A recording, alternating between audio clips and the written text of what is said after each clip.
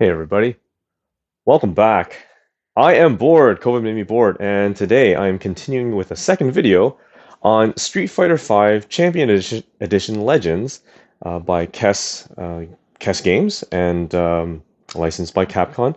This is in my previous video. If you didn't catch it, it was just a sort of quick unboxing overview. I'll post a link in the comments below. And yeah, I got this because I got a gift card to my local game store, and I thought I had several things on my list, and for whatever reason, I gravitated towards this, even though I already have Street Fighter's The Miniatures game, which I really enjoy, and I play that quite a bit at the time, since at the time that I had purchased it earlier this year. This was a different feel. I know this is, there might be some comparisons out there. It's very different. This plays a lot like I'm gonna say Street Masters, as a lot of people make reference to, a lightweight version of Street Masters, and so far I find that I enjoy this more than Street Masters only because I feel setup is a lot easier. There's less managing of things because with Masters you had your player phase, you had the stage phase, you had the minions that were assigned to you phase, or stage effects or whatnot, and the boss. So there was a lot going on, and I felt while it's still a good game, this one I feel is just a little bit faster. And maybe it's also because I don't have all the miniatures. But anyways, this is the retail edition. I did unboxing. So there's no fancy miniatures, just straight out standees and some tokens to represent the minions. And that's fine. And you have standees for the nemesis or the boss. So I've got the table set up. This is on the City in Chaos. The retail box comes with 4 different scenes. There's a note from the designer. What's his name? Something Schroeder? Matt Schroeder? Mitch. Mitch Schroeder, who said there's a couple typos, and in the rule book there's a few typos as well. But for the level that you choose out of the 4, 2 of them have some corrections that need to be noted, and you can find those on BGG. But I chose City and Chaos, just sort of randomly selected. I like the artwork. It's kind of nice layout. There's not too much involved. You've got the map setup, which usually is composed of a large map, a large piece map, plus 2 smaller pieces. This is actually 2 smaller pieces here. And all the setup can be shown on the back of the stage setup. So it's very simple, and it'll tell you exactly what you need to do. You'll be choosing a type of minion, as well as the fighter that you want to be, as well as the rival that you want to, I guess, compete against. I guess that's the best way to put it. For me, the rival is sort of a sub-boss before you hit the boss. So all the setup will be here. And in this situation for City of Chaos, I have to place one token, one objective token, on each rival in play. Since it's just a solo game, it's just me. So I'll be placing it on my rival's card. And the rest of the rules are here. The one thing to note for City and Chaos, which wasn't noted in this on the sheet here, is that when you get to this point where you discard your token into the safe space or safe spot, that you also gain 2 EX tokens as well, and the rest of the information here. For the most part, with respect to these stages, the ultimate goal is to try to get rid of all the objectives, because any leftover or remaining objectives will end up making the nemesis, when he appears, more powerful than if you had gotten rid of all the objectives. So I've got that there.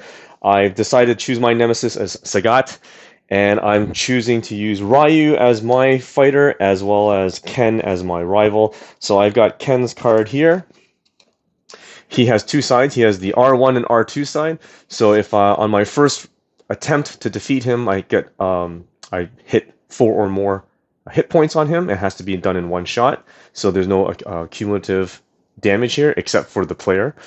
Then he flips over to his other side. If I do another 4 damage to him in one shot, 4 or more, then he gets removed, and I earn, I believe, 3. 3 EX tokens. If I defeat his first side, I get 1. So you do earn experience through this, which is usable because it allows you to reroll your attack dice. It allows you to boost your attacks, and it also allows you to upgrade abilities, which I'll get to in just a minute. So he has a special ability which tells you, first of all, on when he activates, what he does, so his AI movement, as well as any special notes for his ability. I've got Ryu's card here, who also has 2 sides. So he has his R1 side, which has nothing, and if I still happen, and I always, every player has 4 health, once I lose 4 health, I get a second chance, which I flip over, power up, and I've got a special ability here, which allows me, if I discard any token, discard any card that I have, plus 3 EX tokens, I get to do a long range attack of 6, which is great, 6 die, it's very helpful. I'll go through the distribution of the die in a minute. So I've got that there, and for every player that you choose, there are, I think, 8? I think there are 8 heroes, or 8 players that you can choose from. And, yeah, 8 fighters that you can choose from. Each one of them has their own set of special abilities, and I've got them here. These are your ability cards, and they are unique to each fighter. So you've got the standard, I'm not even bother trying to pronounce this one at least, collarbone breaker, and this tells you the symbols that you need to discard from your meter, or your, what's it called? Your I forgot what it's called. Your sorry, your meter on this side that you're putting your cards to, in order to execute this particular ability. So once I do the playthrough, it makes sense. For the most part, I feel like they're relatively unique to every player, and it's kind of nice. It has a second side, which if you spend 3 EX points, you can upgrade the side. It usually boosts or adds an additional feature or ability on that ability, so which is nice. It's one thing to note that in order for you, if your character flips to the R2 side, you cannot execute this unless all your other abilities here have also been upgraded. So there's a little bit of, I guess, ability management to make sure that you are, I guess, strategically spending your EX points where necessary. And you'll have a deck of cards. There are 6 different style decks, and for the most part, I can't say whether or not they're, how different they are from each other. Some of them may focus on something specific like movement or range attacks or melee attacks. I really haven't done a thorough analysis. I'm sure you can find information from other reviews and BGG. So I decided to choose Charge as Ryu's style deck, and you'll be taking 4 cards into your hand. You'll always have 4 cards at the beginning of your turn, and you'll be playing always 2 cards that you'll play and executing whatever ability you have on there. And then once that card has been played, it's going to go into your combo meter, which is on the right side or somewhere on around your dashboard.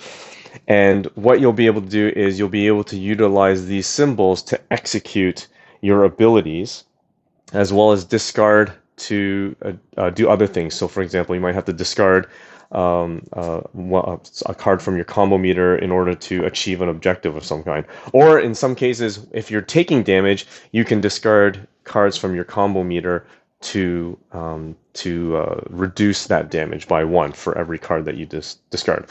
I kind of found the rulebook a little, I don't think it was that great. I feel some hidden information is sort of hidden away in these little side boxes, so really take your time to read all these little side boxes to make sure you're getting all the information. But basically right there is your turn sequence for the fighter phase, nemesis phase, and then starting the round order. I've got the nemesis cards here. This will happen, this is basically your timer, so it'll be always a minimum 3 plus 3 for every player that's playing. So in this case I have 6, and this is basically the countdown timer. Once you get to the bottom of the stack and there's no more to draw from the stack, your nemesis, who is Sagat in this case, will appear on the board. There is a special rule where I believe in this one, normally the nemesis would appear in location 2 on the stage map, but for this particular City in Chaos, he's going to appear in I think it said on one of these spots. Let me just double check. It was... Oh no, I had it wrong. That was a different one. Sorry. That was a wrong stage. So normally they appear in the second spawn point marked here. And every marker, 1 through 5, represents a spawn point. And when you flip over a Nemesis card, not only will it tell you how do the minions activate or which minions activate additional activations, it'll tell you if there are any additional spawns.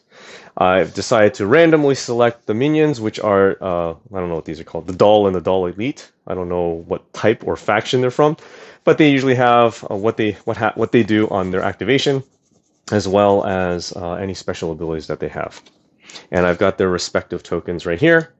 I've got my objective token sitting on Ken, and something that's a little different. Now, for the most part, with the, I've got a token box. You've got the standees, all your standees for all your fighter characters. You have their equivalent rival standees as well, and the Nemesis standees as well. But the other day, I still happened to be combing through Walmart, and off in the corner, they've got some, not just the toys, but there's usually a section of these one-offs, these things that you typically don't find in other, I guess, toy stores or whatever. And I saw these, there's Street Fighter metal figures, blind bags.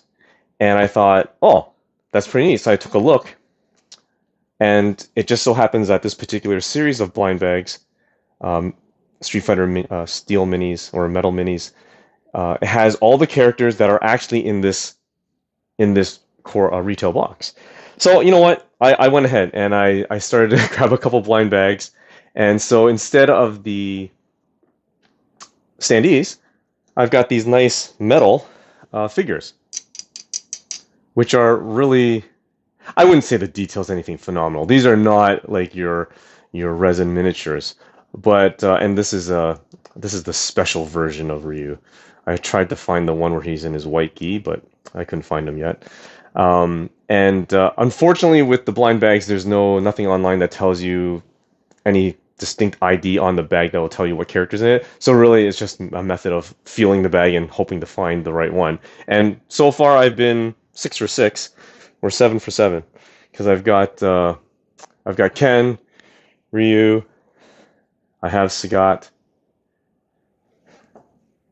I had Blanca, and Guile, and oh no, I have 6, 7, and Balrog and Vega. So I'm almost there. I'm missing Chun Li, Dalsum, and Zangief and M Bison, but I figured it kind of elevates the game a little bit and was a very small investment. So for my rival, I'm just going to place him on any spot that isn't open. I'll have a sort of table view so that you can see a bit more of the layout and a bit better view of the board. And I'm going to place Sagat off to the side. He doesn't come out yet until you go through the Nemesis deck.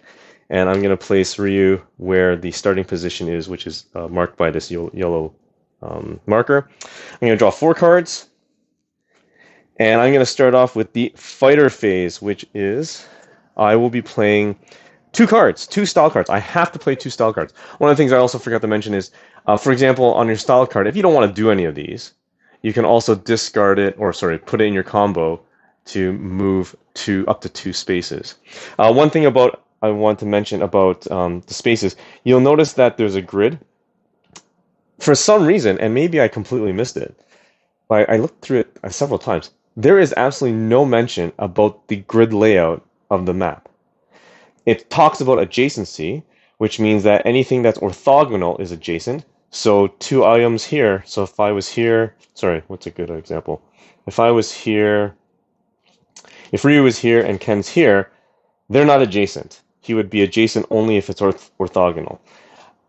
These special spaces, which are feature spaces, they count as adjacent to any of the I guess the grid squares that it touches. So if I was standing here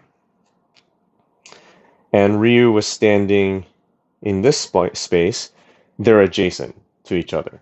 But over here, Ken is not adjacent because he's in this grid. So it's really, and it also counts as movement. So if he wanted to move to this spot, rather than go 1-2, he'd be going 1-2.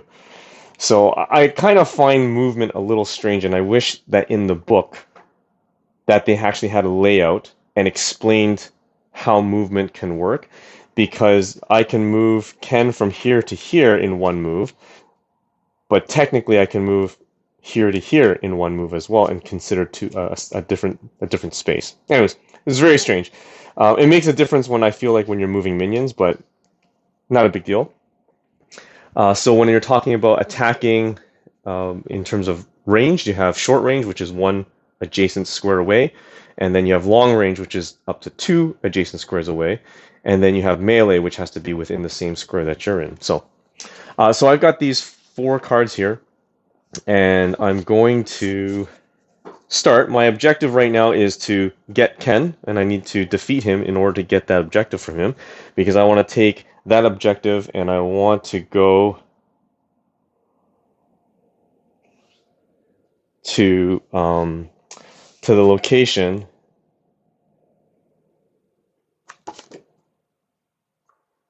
City and Chaos, to this location right over, hold on a second. Right, it's over here. I want to bring his objective token right over here. I'm going to interact, or I can discard it to get 2 EX, and I get it off the board, because at the end of once the Nemesis shows up, I do not want any objective tokens lying around. Sorry, the other action I forgot to mention is interact, and when you interact, it depends on the stage.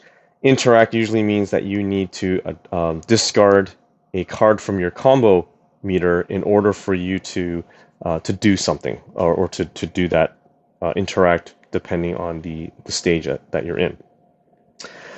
So those are basically the actions that you have at your disposal. All right, so I'm going to take a look at my cards here, and I'm going to say, let's see here. I'd like to move, because I want to move towards Ken. So what I'm going to do is I'm going to discard this card. I'm going to discard this card so that, or sorry, I'm going to play this card into my combo meter so that I can use movement of 2.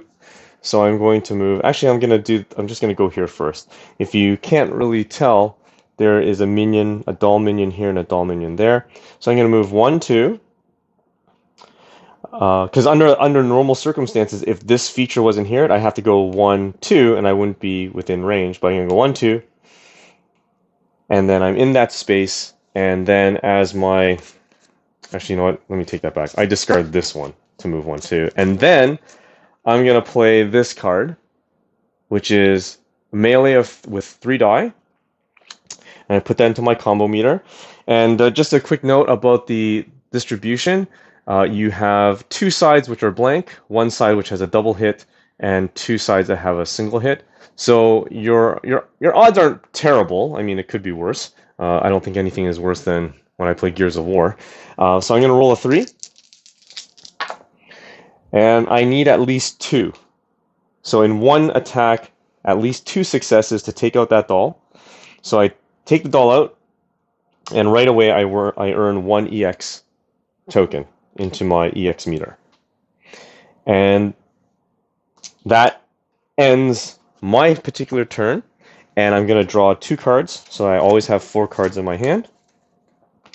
And now we're going to activate the Nemesis phase, in which case we're going to activate all minions, and then we're going to activate the rivals. So and then we'll resolve a Nemesis card. So the first thing is any minions that are left on the board, which is, there's one right here. According to the AI chart, it's going to do a range attack, range 1, and then it's going to move 1. If this minion leaves a fighter's space, that fighter is stunned. And stun means that you have to, I believe, discard a card from your combo meter to be unstunned, or you have to play a card into your combo meter but not resolve its effect so that you're no longer stunned. So one or the other will achieve that. So there's nobody adjacent, so she's going to move. Probably the fastest way would be right here to move into this feature space, and then we'll move across. So there are no other minions. The next thing to happen would be Ken. On Ken's card, he's going to move one, and then in his space, do a melee of one. You boost this attack if the target has 0 cards in their combo meter, which doesn't apply to me because I do have cards. So he's going to move 1. So he's going to move 1. And remember, movement is orthogonal. He cannot move diagonal, so he cannot move like this. The only reason why the doll can move diagonally is because this is a feature space, which counts as an adjacent space. So Ken's going to move 1 step closer to me. And then we're going to resolve a Nemesis card. So we're going to draw the top card of the Nemesis card. We're going to flip it over. And we're going to look at the top corner, left corner, which is going to indicate what's going to activate based on your Nemesis's his activation track. So it's the joystick, so it's going to be Tiger Stealth. We're going to spawn a standard minion in any spawn space. So we'll just spawn her back on number 5. And then all of the minions, standard minions, are going to push. So if anyone is in their location, they would be pushed out of that location. So if Ryu was in this space, the feature space, he would get pushed out, and then that doll's effect would happen, which means that Ryu would be stunned. So no pushing takes place because there's nobody to push. And then at the very bottom, we see who spawns. So a standard minion on spawn point 3 and a advanced or high minion, advanced minion, super minion, I forgot what it's called, also on location 3. So we're going to put that to the side. Location 3 is right here and right here. So adjacent to Ryu. And that ends that Nemesis phase, and we go back to the next player, if there was another player, to take their turn. But since I'm playing solo, it's next to me, so I'm going to do another card of some kind. Let's see. I've got a couple options here. I like this one. I forgot, there's a couple keywords I haven't come across yet. Charge means that, I don't know where charge is. Charge means if this is the second card you've played, it gains boost. So that's not a bad idea to have. So what I'm going to do is I'm going to play this one. I'm going to do Lunging Strike. I'm going to do Lunging Strike. I'm going to move one. If this is the second card that I played with this, I would gain an extra movement, but I didn't. But I'm going to move one. I'm going to do 2 melee, and I'm going to gain an EX. So I'm going to play this one into my combo meter. So I'm going to move one. So I'm going to move right into here. And I'm going to do a 2 die attack. A 2 die attack. I'm going to spend an EX token to boost it, which means I'm going to add an extra die. I'm going to roll. And sorry, my target would have been the doll. So I knock out the doll, and I gain an EX token back. And then the next thing I'm going to do is, based on this Lunging Strike, I'm going to gain a second EX from that. If I have 3 EX in my EX meter, I can spend 3 to upgrade any one of these abilities I have. If I was on 3 and I so happen to gain another EX token, I can't gain a 4th one, it automatically triggers an upgrade. If they're all upgraded, then it triggers nothing. I just lose that extra one past 3. So I have an option here. I can play another card, or I can take a look and see if anything would be useful here, which I think I might do this one. So I'm going to use this ability. This is the Ishin ability, which I do 3 melee attack, and then I get to push somebody out of my my location. And how I activate this ability is I'm going to spend or discard this card from my combo meter because I have these 2 symbols, which matches the ability for Ishin. So I'm going to discard that into my discard pile. And as a result, I'm going to roll 3, but I'm going to do one more. I'm going to boost it with my EX token to get 4. So I'm rolling 4, and I'm going for that doll elite. Sorry, it's an elite. I should have looked at the title. And I need at least 3. Okay, 2, 4, 5. So I busted her chops, and as a result, I earn 2 EX tokens by defeating an elite minion. So I'm back to full meter. And at this stage, I could spend this to upgrade, and you know what? I think I will. I'm going to spend all 3 to upgrade 1. I'm going to upgrade my Hadouken. So it's going to be ranged, long range attack, and I get to pull a minion closer to me. And then I still have 1 card to play, in which case I think I'm going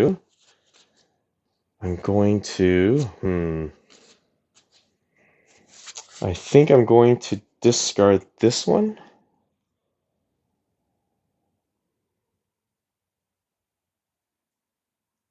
Oh, I'm going to do that. So I'm going to discard this one, or I'm going to do, maybe I'll do this one. I'll do this one. Well, it seems like a waste. I'm going to do it anyways. Yeah, so I'm going to discard this to, or sorry, not. I'm going to play this card to move 2, but I'm only going to move 1. And then what I'm going to do is I'm going to spend this and this from my combo to activate my Hurricane Kick. So I need a joystick and 2 feet. I've got a joystick and 2 feet. I'm going to discard this into my discard pile to activate the Hurricane Kick, which in case I move 1 spot and I'm doing a 3-die attack, I need 4 in order to flip Ken over to his R2 side. And I get 4. So immediately, because I was able to flip him over, I get 1 EX token for that. And I flip Ken over to his R2 side.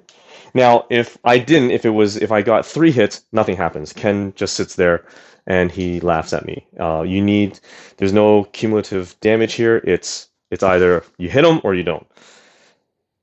And that is it. So that ends my phase. I draw 2 cards. And now we're going to activate. We're going to activate the Nemesis phase. First thing to go are the minions. And we'll start with the doll. So the doll is supposed to do a range attack to an adjacent space and then move 1. This one's going to do a range attack into an adjacent space and then move 1. There are no elites. So the next thing to happen would be Ken. Ken is going to move 1 and he's going to melee. So in this situation, he would be moving 2 Ryu, but he's already in the same space as Ryu, so I believe he skips that, and he's just going to do his melee attack of 1. In this situation, no dice are being rolled by the rival. You just issue the damage.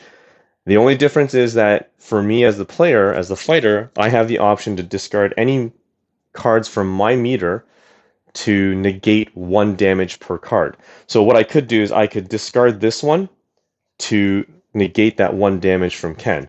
But you know what? I'm going to take it. So I take 1 damage, so I'm down to 3 health. And then we're going to activate and draw from the Nemesis deck. We're going to flip it over. It's the boot. The boot is going to trigger elites. They're going to push anyone in their space out of their space. They're going to do a range attack of 1, and then they're going to move 1, but we have no elites, so nothing happens. And then we're going to spawn an elite in location 3, which is over here. And that's that. So we're back to Ryu's turn, and we're going to try to see if we can do something about Ken here. So we're gonna try. So we're going to play Hit Confirmed. It's a melee of 3. I'm going to play this. I'm going to discard my EX to do a 4-die attack, and I need 4 or higher. I get 3, so it's a complete miss. Now, if I had another EX token, I could spend that EX to re-roll the single miss that I had. Now, I have some comments about that, especially if people find that you have really bad luck and it's, re-rolling 1 die might not be enough. Yeah, you could probably do a house rule to say you spend an EX token to re-roll any number of dice that you have, and you can only do it once. So in this situation, I don't have an EX token to reroll, so it was a complete miss. Fortunately, there's no retaliation from Ken. And my next move would be to do repeated blows. So I'm going to do a melee attack of 2, and then I'm going to do a melee attack of 2 again, but it's charged because this is the second card, so I would boost that to 3. So I'm going to play that. So for sure I'm not going to get the 4 here. So that's a total waste. And then I'm going to go straight to the 3, and I get 2. So that was also a waste. I didn't get anything there. And I have nothing here that I can combo with, so I'm in a little bit of trouble. But that's okay. So that ends my turn. I'm gonna draw 2 cards. And we're gonna activate. So we're gonna activate the 2 dolls. They're each gonna do a range attack of 1. On me, that means I would take 2 damage. So I'm gonna discard 1 card from my combo meter to negate one of those, and I'm gonna take 1 damage. And then we're going to activate Ken. Ken again, he could move, but he's not going to, and he's going to issue damage to me, in which case I'm going to discard another card from my combo meter to negate that single damage. And then we're going to flip over a Nemesis card. And we're going to activate the Fist. The Fist says all standard minions do a ranged attack of 1, and then they move 1. So he's going to take 2 damage. I'm going to discard 1 to only take 1 damage, and then they're going to move in with me. And we are going to spawn a minion at location 2 and 5. A standard minion at location 2 and 5, which is over here and over here. I've got my work cut out for me. Now it's back to my turn. We gotta do some damage here. So I want to... I'm going to play this card. So I'm going to do 2, sorry, can you see it? 2 damage, melee, it's not charged. I'm going to move. I can move if I want to, and I'm going to gain an EX. So I'm going to target one of those dolls. I just need 2. I got 1. I have no EX to reroll. That was terrible. And then I'm going to... I'm going to play this one, another 2, and then a charge, which would be 3. So I'm going to aim for that doll again. So I'm going to roll. I get 2. So the doll is defeated. 1 doll is defeated. I earn an EX. And then I'm going to roll another one, which is 3. And I think I will target Ken on this one. I'm going to hope for the best here. I got 3. So what I'm going to do is I'm going to spend an EX to re-roll this die. It's still a blank. Awesome. So it was a miss. I could have taken out the doll, but I didn't. Okay. And what I will do is... just for the sake of it... Oh, no. If I spend that, I won't have anything in my... What I could do is I could spend my 2 cards in my meter, my combo meter, to execute a Hadouken, which I could target this doll and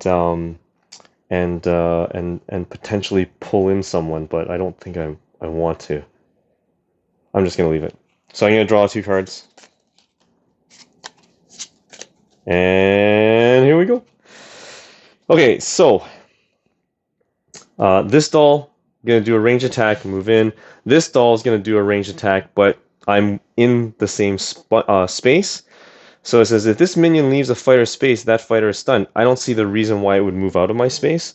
So I'm just going to leave her there. And then the elite is going to do a melee within the space and move 2. So she's going to be in there with us. I totally forgot about that. Or did I? No, that one came out. So it's going to move 1 space. So she's going to move over here. I totally forgot. Almost forgot about that one. So, okay. And then Ken... He's not going to move. He's going to issue me 1 damage, and I'm going to discard a card to avoid that damage. And now we're going to resolve a Nemesis, and we're activating a Fist. The Fist means all standard minions do a ranged attack, in which case it's going to be this one. So I'm going to discard this card to avoid that. And then we're going to... And then it's going to move one. It's getting pretty crowded in there. And then we're going to spawn an elite in space 5 and space 3, a standard, and space 2. Now, if you get to the point where you have no more minion tokens and they're all on the board, first of all, you're not doing a very good job, like me. And if you do need to spawn and you can't, you'd be drawing another card from the Nemesis deck. That basically is cutting short the amount of turns you have before the Nemesis shows up, and you'll be in a lot of trouble as it is anyways. So we spawned, now it's back to my turn, and I need to do some serious damage. I'm starting to realize that this was not a good idea. I think I'm going to... Oh, this is terrible. There's nothing I can do here.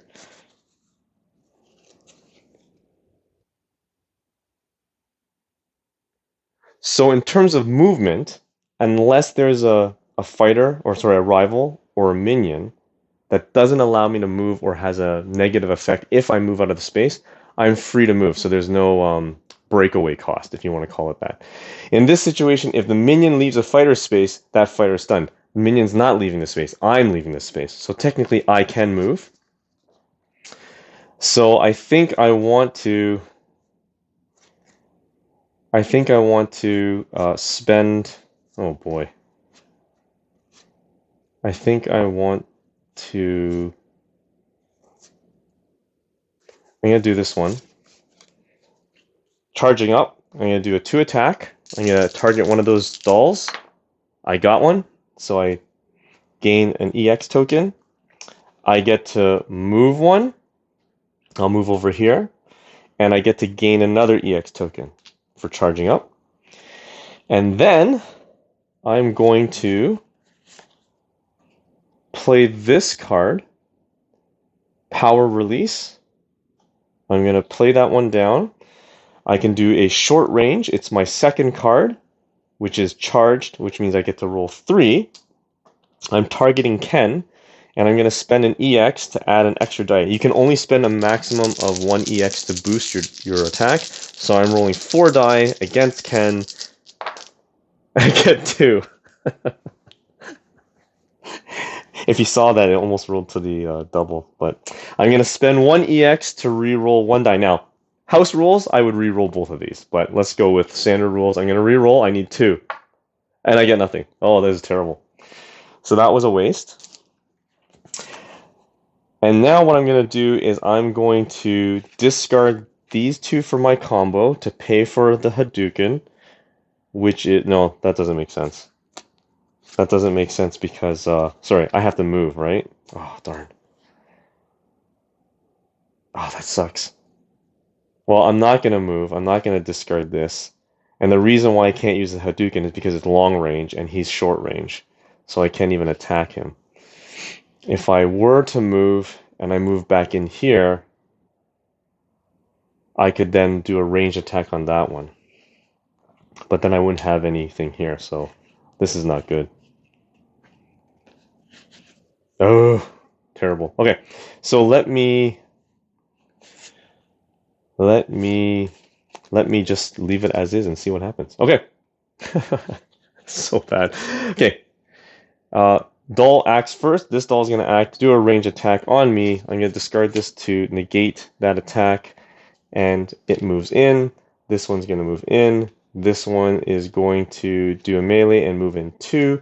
This one is going to do a melee in its spot and move in. This one's going to move 1, and this one's going to move 1.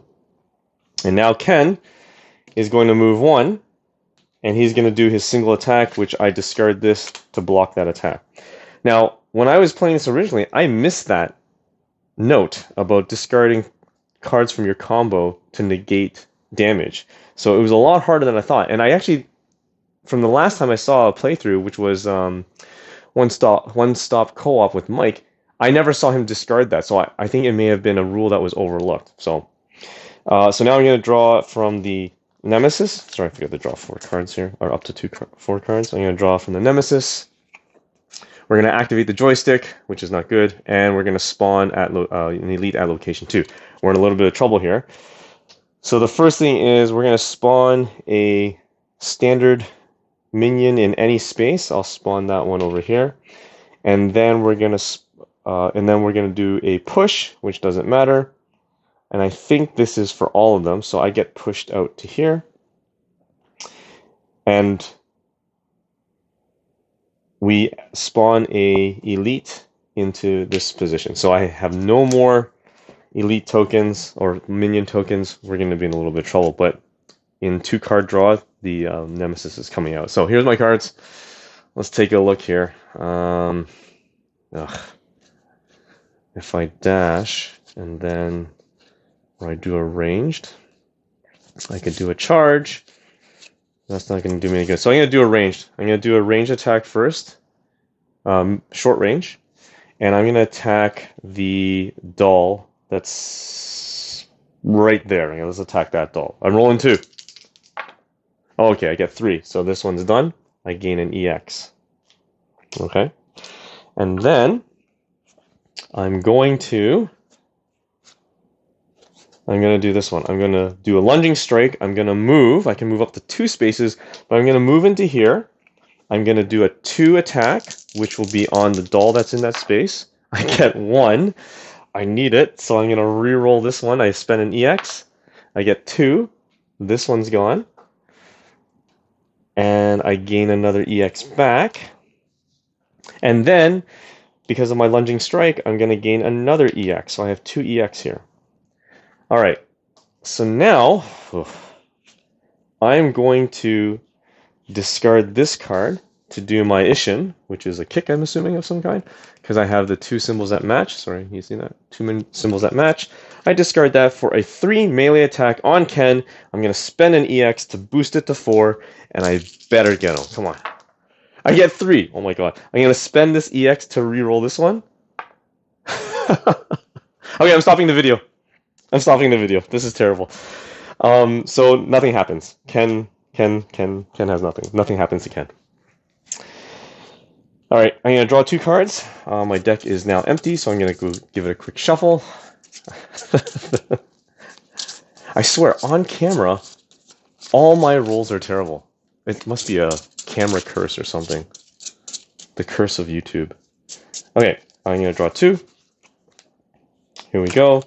And we're going to activate the dolls. The first doll to activate will be this one. It's going to do a ranged, nothing to do, so it's going to move here.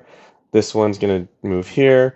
This one's going to move here. The reason why it's going through this way is because this is the only entrance part.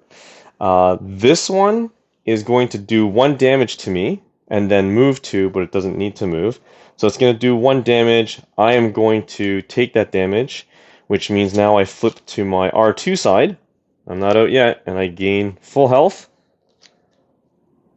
And then this one is going to move in, and then this one will move here. I think that's right.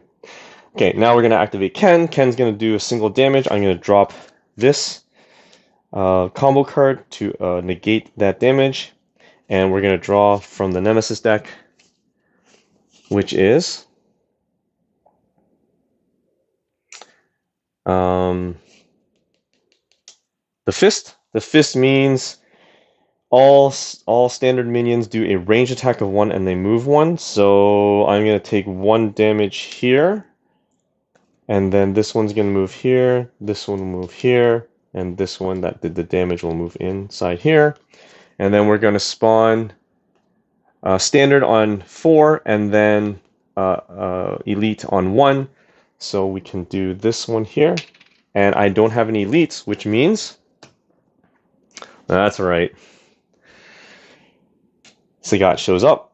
He's up there. We're going to flip his board over. And we have to resolve another Nemesis card. So depending on your player count, that's what his starting health will be. Or hit threshold will be. And he's going to spawn. And he's going to gain 2 EX for every token still remaining on either a fighter card or a Nemesis. So he's going to gain... Oops, I'll put this over. He's going to gain 2.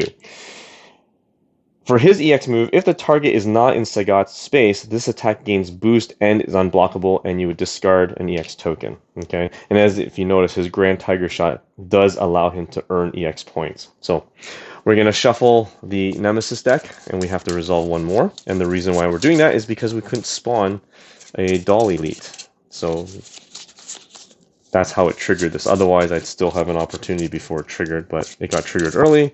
So we're going to flip this over. Flesh Wound. We're going to resolve this one, which is Tiger Knee Crush. He's going to do a melee, he's going to move 2, do another melee, and all standard minions are going to do a range. So he's going to do his melee hit, move 2, melee hit. Then this one and this one are going to do ranged attacks, which means I get hit twice. And in this situation, you do not resolve this bottom part. Okay. So I think that was the correct order of things.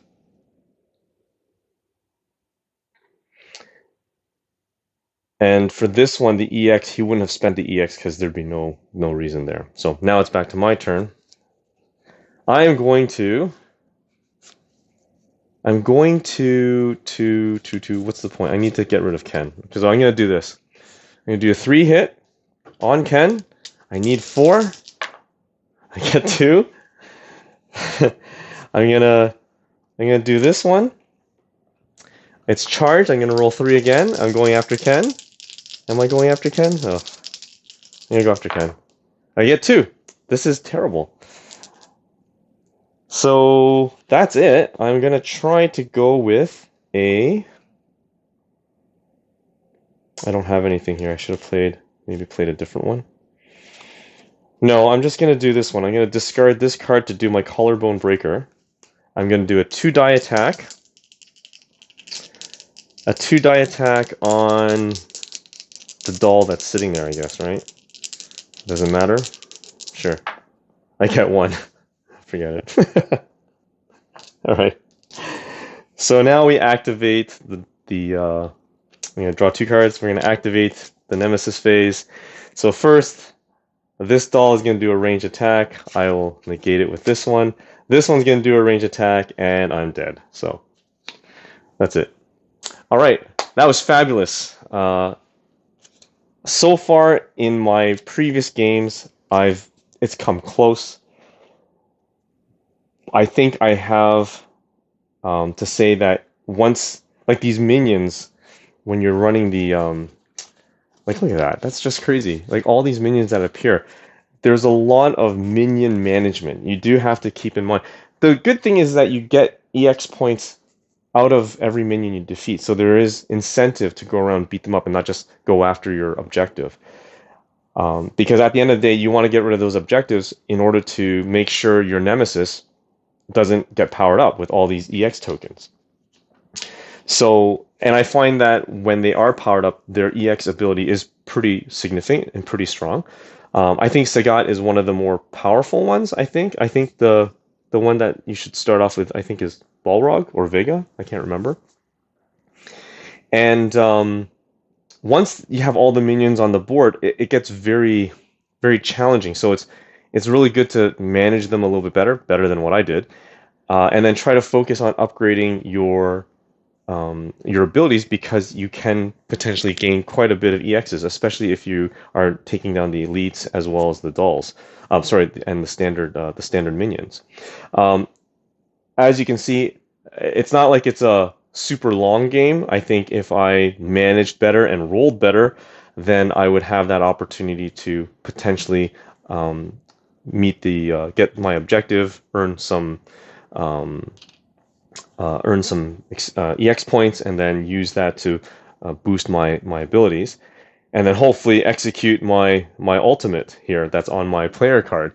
But unfortunately, I didn't get to that. But you can see, as in general, the game is very straightforward to play. Just follow the order: your phase, Nemesis phase, playing the card. What I really like is when you do have a full combo meter, that it's more than just playing 2 cards.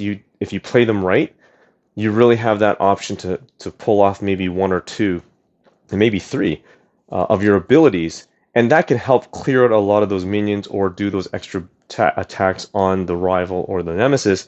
And if you have EX tokens to boost those options.